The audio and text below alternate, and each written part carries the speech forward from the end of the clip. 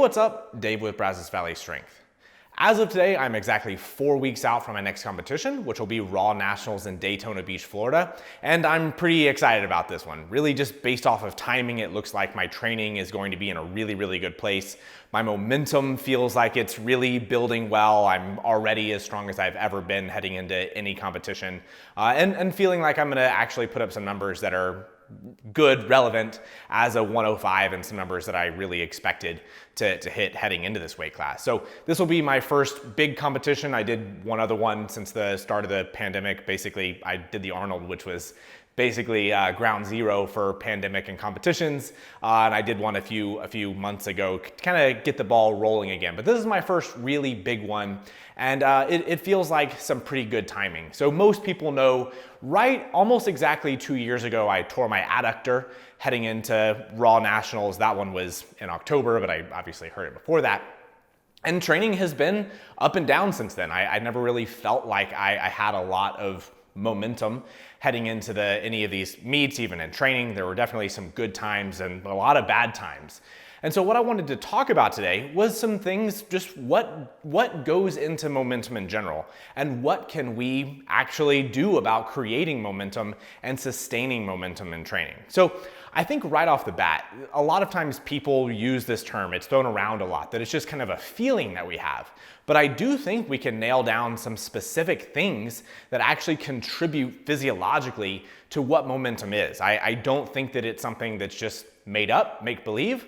I think some people believe that, training is just happening, obviously, inside of your body. You can't affect the adaptations, but there are adaptations that are going on that will actually help create this momentum that we feel. So one of the biggest things that contributes to this is just our ability to produce force, and that comes down to the skill side of training. I think almost everybody would buy into the fact that strength training, competition lifts, squat, bench, deadlift, there is a huge factor of a skill component that goes into these. And if we're always in doubt, if our self-confidence is lacking when we're executing our training, there's no way that we're going to be able to execute our fullest strength to the best of our abilities with any regularity. And along with that, those bad kind of frustrating sessions, when we're moving in a way that doesn't feel like we're moving correctly, those start to add self-doubt. And along with that, we have seen all the time with research that these positive reinforcements and strong self-imagery are things that contribute directly to your ability to produce force and execute lifts in a good way. And I think I've thought before about making videos specifically on imagery and trying to have a clear mental image of your training, but it's just not like a field that I'm super comfortable talking about. It's not my area of expertise, but it's certainly something that I try to put a lot of emphasis in my own training and practicing repetitions throughout the day before reps of having this mental image of what I want my reps to feel like.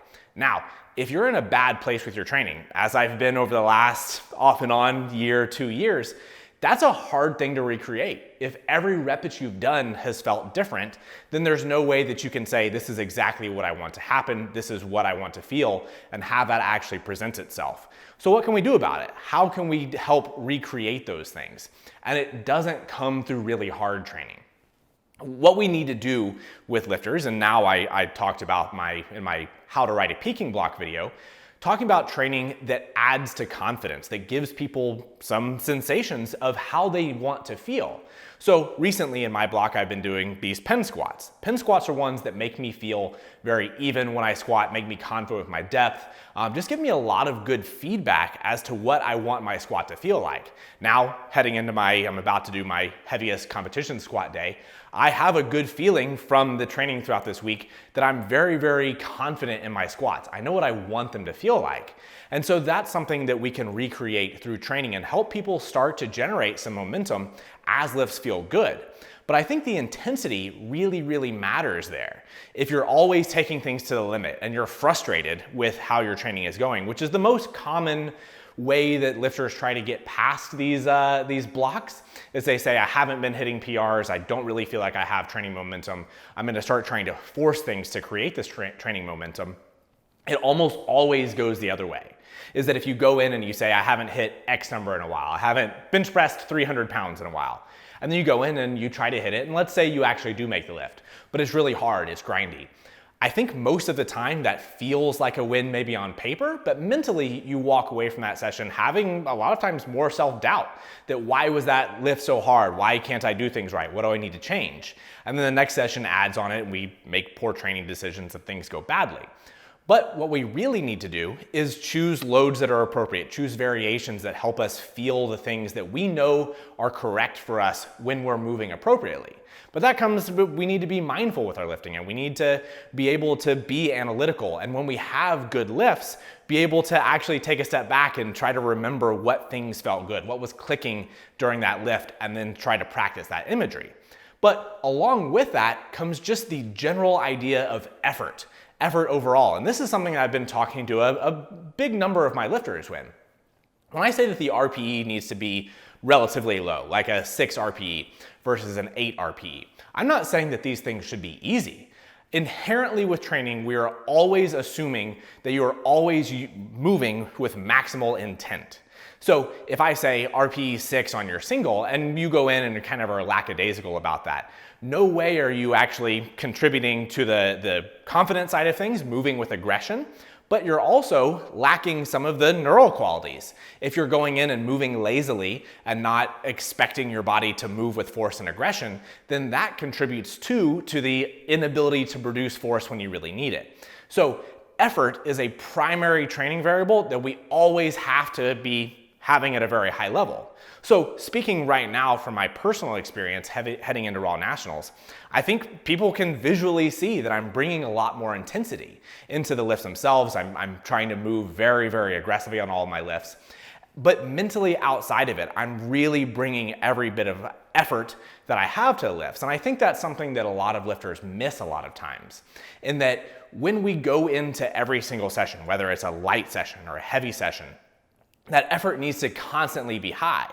So even if my technique is feeling like it's not very good or it's not where I want it to be, if we're focusing on pin squats or tempo squats or pause squats or whatever movement is just there to help me get my technique feeling right and give me good feedback from my body, I have to be moving with a high effort all of the time. But that doesn't mean that the intensity, the RPE, the proximity to failure always has to be very, very high.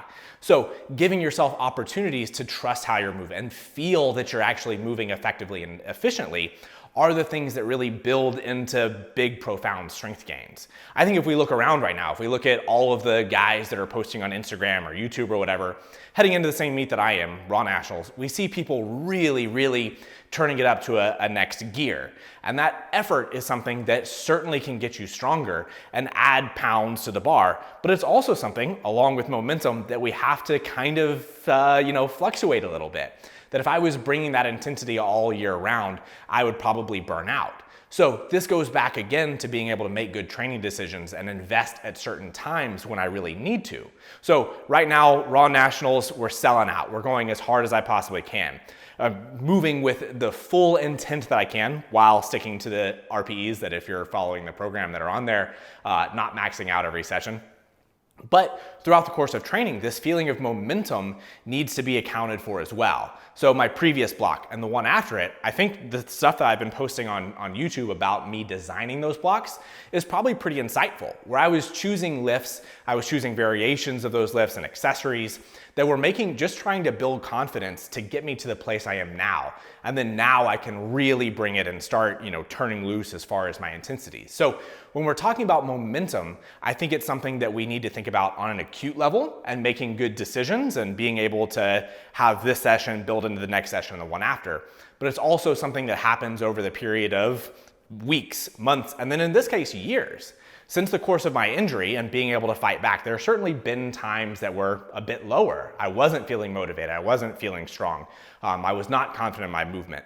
But throughout that whole time, trying to invest in the moment and always bringing high effort to every one of those sessions has allowed me to get back to where I am now and feeling like my foot is really on the gas. So it wasn't through just forcing things. It wasn't through putting as much weight on the bar as I could and just trying to prove that I was as strong as I possibly could.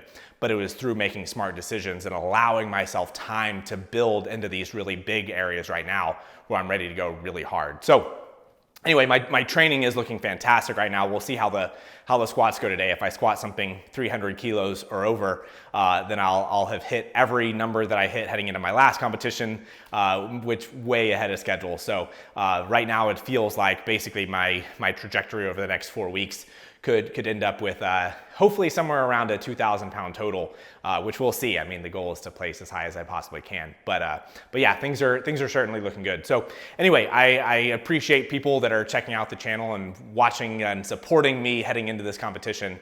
Hopefully I'll have a few more videos that are analyzing my training heading in and looking for more goals, but a lot of other, informative content on the way in. So if you like the video, give me a thumbs up, subscribe to the channel, and we'll see you next time.